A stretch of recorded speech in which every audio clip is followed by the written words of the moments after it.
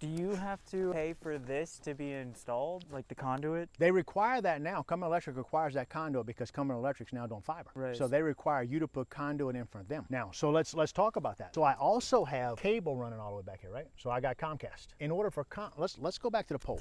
Let's go to the pole. So this is a pole box for Comcast. That's a pretty big expense though, right? I mean, putting conduit in. I think the electrical cost me $12,000 still to get it there. The Does conduit, that go into your land costs? I forgot. Or is that it needs to go into your you can put it in wherever you want to put it. You're just going to put that number in there. You can't not put that number in there. So this is the pole we came off of. So I wanted to buy his land. I bought it to that fence right there. And this pole, because that power line already ran through it, so now I own the pole on my own land, right? So my power comes from that line up there, comes down and goes here and goes all the way to the house, to the transformer. Oh, we can see the house.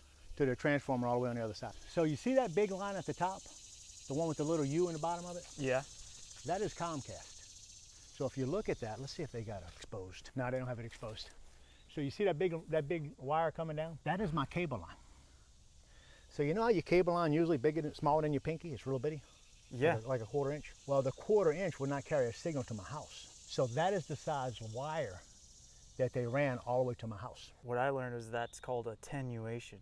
A who? Attenuation. Starts off like a really strong signal, right? But every so many feet, the signal drops. Well, same as the size wire we talked about, because every foot, you know, if you got a number 12 wire, which is a real small wire, so you put a number 12 wire and it's designed to carry 20 amps. Right. But if you put 20 amps and you run it 300 feet, the load on that right there will diminish the electricity in there probably about 30% if you put a bigger load on it.